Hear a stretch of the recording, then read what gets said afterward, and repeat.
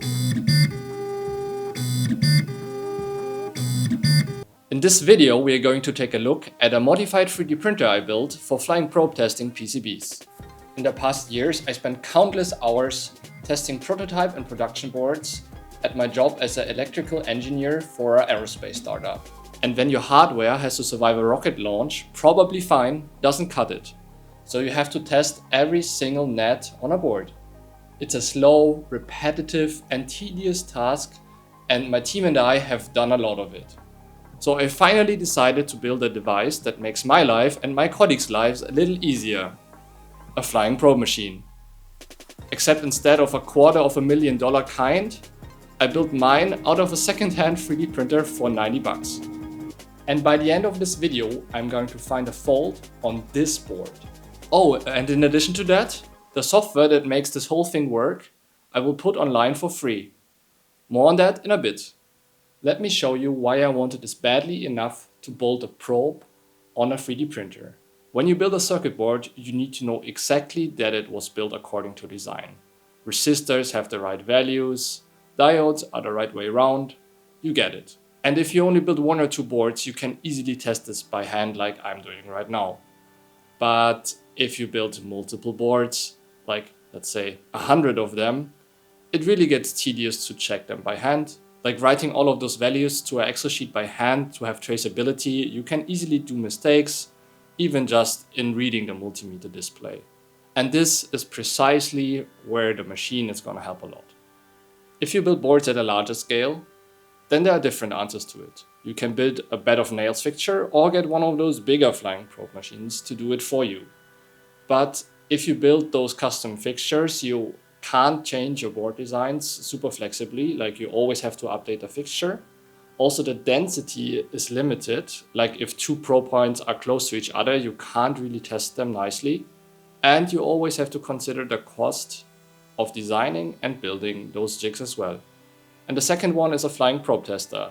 You can either modify your own 3D printer or more likely end up paying a lot of money to your board house to test it on their $250,000 machine. This is a nice process, but at the same time, you also have to look out for data transfer, your board house writing proper test reports for it, really analyzing all of the nets you want, and having a lot of communication overhead there as well. So if you're a small team, like the one I'm on, you fall straight into the middle gap. Too many boards to buzz by hand, but not nearly enough volume to build a custom fixture or to outsource it to other test providers. And this gap is the whole reason why this project came into existence. Here's the thought that wouldn't leave me alone. Underneath a 3D printer is a machine that moves a single point to precise XY coordinates, thousands of times reliably. And you can buy a used one for the price of a nice dinner. That is most of what a flying probe machine physically does. Move to a point and touch down. So I didn't strip the printer apart, I just added to it. The hot end stays exactly where it is. So the plan basically wrote itself. Add a spring-loaded probe needle to the printhead, plus a camera and a ring light so I can see the board. Then feed the 3D printer the coordinates of the exact points I want to test. It simply touches down, measures impedance, and tells me if the connection is okay.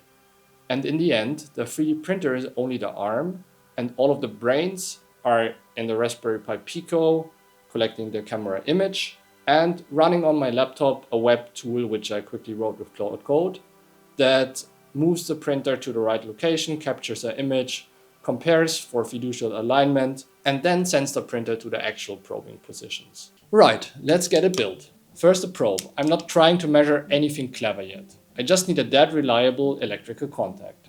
This is a pogo-pin, a spring-loaded probe, the exact same part those bed of nails fixtures are built from. I mounted it onto the printhead right alongside the hot end, and the spring is doing quietly something very important. It soaks up any error in C height. So whenever I touch down, the spring compresses just a few millimeters, half a millimeter, and I get solid contact every single time without needing the height to be perfect. And driving the 3D printer is refreshingly boring, which is exactly what I was hoping for. This is an older MK2, so it runs plain Marlin firmware. I just talked to it over a serial cable in G code. Home, move here, drop, read contact, lived, next point. Nothing to hack, no lockdown firmware to fight. Honestly, that's why I went hunting for an older printer. The newer ones are lovely, but they make you work for this. Now, I owe you some honesty here, because if I gloss over this, the comments will rightfully set me straight. To probe any electrical contact, you obviously need a reference and then actually the signal. And if I have a single probe on a 3D printer, where does the second signal come from? So I kind of cheat. I plug a connector to the PCB, which provides me the first contact point, and then the probe moves around the board and senses the individual nets. I think this is still fairly reasonable for a starting point, but obviously a later iteration of this machine would win a lot by just having two probes which move around flexibly on the board. So yeah, I can't yet measure between arbitrary points, I can't identify passive component values, but well, this leaves room for improvement in the future. And yeah, today we simply hunt for impedance mismatches to ground, which is a good starting point anyways. This is the part I'm proudest of, the software that enables testing from Gerber files. You simply upload to a web page and you get a list of points that correlate with nets on your PCBs. And you only get 1 point per net, so you don't have to test every single pad, it's optimized, and it makes the work a lot easier. You don't have to think about, oh yeah, I want to test this net, so which point do I choose? All of those things are covered for you. So you just upload the resulting CSV file you get from the web tool, and the rest is handled by the flying probe machine. And this is the bit I actually want you to go and use after watching this video. You can throw your Gerbers at it and get probe location for your own PCB designs. And now for the part that means I don't have to align boards like it's 1985. Remember the camera and ring light I added to the head? Here's what they are for. Before it probes anything, the camera looks for the fiducials, the small alignment targets on the board, with the ring light keeping everything evenly lit so they read cleanly. From those marks, it works out precisely where the board is sitting and how much it's rotated. Which means I don't need to place the board carefully at all. I can place it in any orientation and the printer will still find it.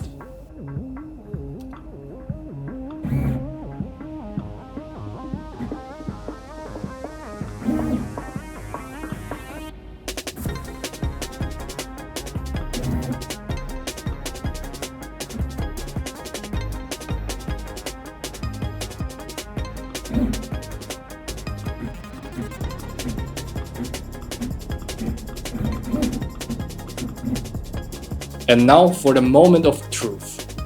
The printer will test its first board. This board has a fault I planted myself. And well, it doesn't look fine anymore, but let's see if the machine can catch this mistake.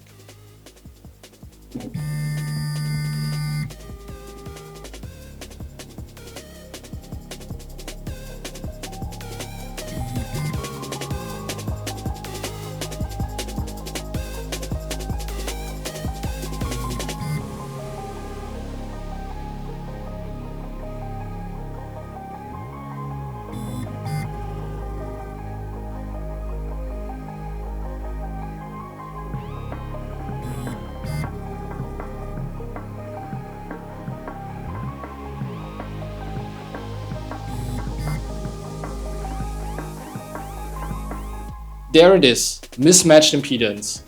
And it doesn't just wave its hands and say something's wrong, it names the net and the pin. This is exactly the resistors that are missing. A second-hand 3D printer just did the job of a machine that usually costs more than a car. So let's be honest about what this is and what it isn't. It proves the idea on a bench for very little money. And it generally finds mistakes on PCBs, which is useful work. But it only ever measures against the one ground reference, and the fine dense boards it can't reach are exactly the ones a real flying probe machine exists for. Which is where this whole thing is heading.